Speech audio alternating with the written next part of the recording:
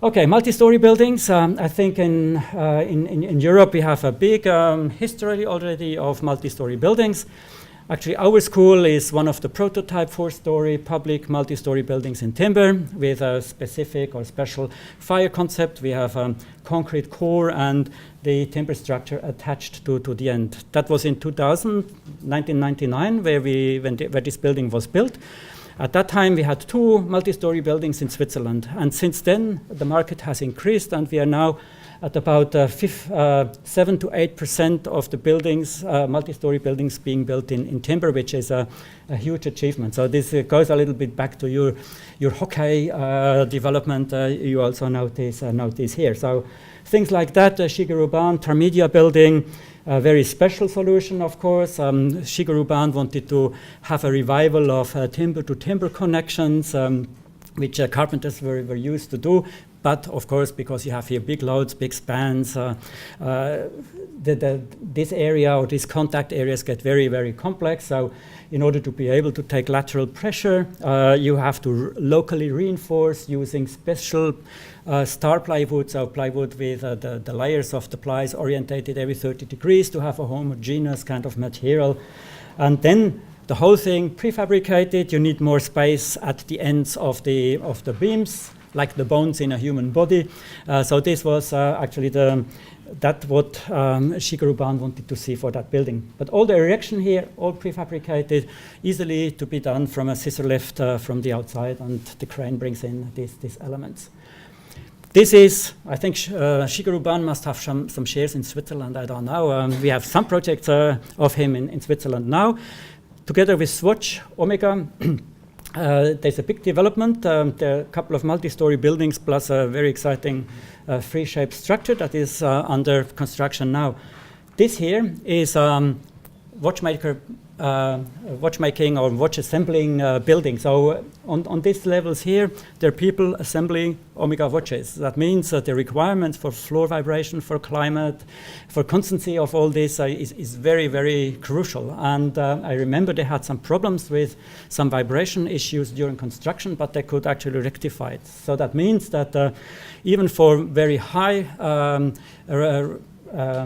requirements in terms of service, we can provide easily solutions in timber. So this is just standard 1, 2, 3, 4, 5 story building, nothing really exciting. But let's say if you connect that with the requirements, it is quite exciting. Very simple facade all around that keeps your structure off the water. Easy solution. This is also a very interesting trend. I said you should build to the requirements, and the requirements here were that for this headquarters they needed the space, three-story building would be enough. But they were thinking that maybe in the future someone else, they might move out, someone else might buy this building and have an alternative usage. And what they did in this case, they planned this building with a possible extension vertically, another 3 stories. So everything is actually set in a way and designed in a way that you could add other 3 stories on top of the building on a later stage. Otherwise, it's just a very simple solution. It's posts and beams. You can see here the connection I showed you in the beginning with that post and the horizontal members. That is exactly that connection you find here with the shear connection and the plugs on top of that, which hide everything. In order to have here also high loads, because they had initially even the idea to have something like 10 kilonewton per square meter load. Could reduce that to something normal like 5 kilonewton in the end. These are big loads, big spans, because here again you don't want to have a small grid. You'd like to have a large grid for future open usage of that building. So the solution for that would be some composite concrete timber floors, which is also a common kind of product people use or design for in Europe. The trend is, as here also, try to get as high as possible and to show that it's possible in timber. This is a 9-story office building. Just next door, they're currently building a 15-story building. which of course requires lots of thoughts in terms of fire safety, robustness, static system, loads to be transferred, and so on. But basically, it's a very simple solution, post and beam solution in this case here. Of course, the loads are vary quite a lot. On the inner side, you have much higher load than on the outer side. What they did here, for instance, in this case, the columns on the outer side would be of a different dimension and realized in spruce, whereas the highly loaded columns at the inner part of the building would be realized in beech LVL. So this is another application where lots of developments are going on, trying to use this beech either as solid or glulam. Solid is not possible, glulam is possible, or then producing veneers and building LVLs. So playing around with the materials, a good thing. Here again, a solution of composite timber concrete, which is kind of standard. What is a little bit special here is that everything is prefabricated. So the company building that, together with specialists, they have developed floor elements all prefabricated. So it's basically a beam solution with the connectors on top to connect onto the concrete slab. This space here is used for ventilation heating, which is installed afterwards. It just sits on the column you have seen, provided at the right place. So everything off-site. You don't want to bring in moisture content with all the concreting, and you don't want to pump it up something like 10 stories. Much easier solution this way. Typical kind of view. We have seen these columns here. What you get here is only the load from one story. You make sure here that the loads run through without having perpendicular to grain loading, so there are probably or certainly some steel plates in there. This is the final solution with this floor system. So these are the precast composite concrete timber floors. So this EcoBoot system you can see here. So this is a highly complex solution here, providing heating, ventilation, cooling, whatever the needs are, with also some special floors. It's office building, you have all this IT and so on.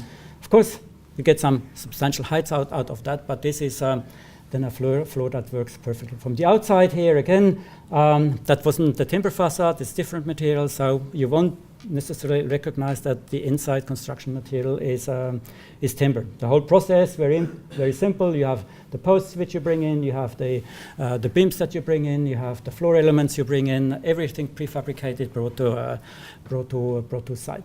What you need here again are some companies who are actually capable to do that. So this is one company who is looking at the extension. All the columns are actually cut to size, and all the slotting and drilling is done using CNC technology.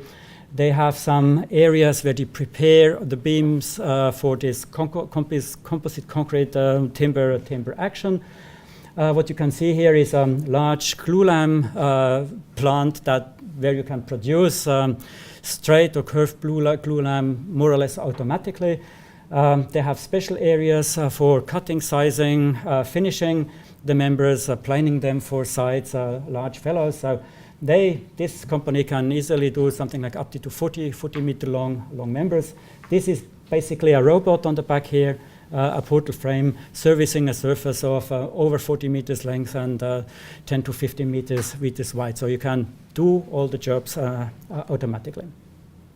Another area where we currently do a lot of things, and I also saw that there are some extensions possible also here in Australia. Switzerland is built. There are a lot of buildings, and some of them could be actually topped up on top with some additional floors. So here again, of course, you have to find out what are the conditions from the existing buildings. Where can you bring the loud downs, and you develop your solutions, which could sometimes be quite technical, as in this case here. You have big forces, or maybe you have to reinforce with some strands you're building. Maybe you have some requirements in terms of earthquake, which actually need this action. So you can see these solutions, for instance, also in Australia, I think, together with New Zealand, that has been developed with Andy Buchanan, for instance, for earthquake situations and so on. But here again, just typical post and beam solutions.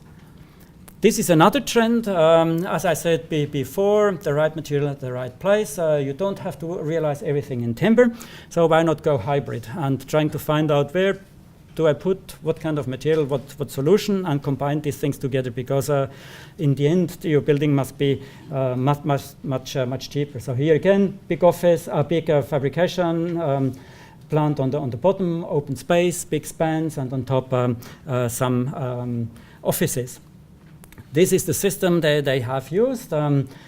Precast concrete columns in order to take the big spans, and then the steel beams in composite action with the concrete which is sitting on top of that, carrying the load in this direction and in this direction. Composite, concrete, timber floor. So every material according to the spans and the loads are at the right place. So this is the steel structure on the second floor. So on the bottom here you would have the precast concrete columns here. The loads are smaller, so steel columns, and then these fellows for the steel concrete action. That is what you see from underneath. Interesting here is that this fellows here is a vertically laminated panels, prefabricated off-site. This is a plus-minus situation we call. So two boards fixed together, one maybe 10 centimeters, the other 12. So this gives this interesting surface on bottom, aesthetically quite okay, acoustically very interesting. And this is the finished surface. So when you produce such things, you must make sure that everything is clean. You don't want to get up there and clean that stuff once it's in place. So this is the final surface you have for this solution here. You can see here how it works. As I said, in one direction, steel composite concrete. In this direction, concrete timber composite. In this case here, vertically laminated members, so you have slab elements. The easiest connection to do is to provide a groove here in order to take the shear forces and to get into composite action with the concrete. You can see here all the elements that have been prefabricated. One issue is when you bring in the concrete, to avoid that the concrete or the liquid which would run between the vertical laminates. Very easy trick. You just sprinkle the surface with water. Locally, the timber will swell, will close the gaps, and when the concrete comes in, nothing is running through, and you don't have to clean it afterwards. On top of that, you have to do that because you don't want to extract the moisture from the concrete in order to get the adequate strength in the end.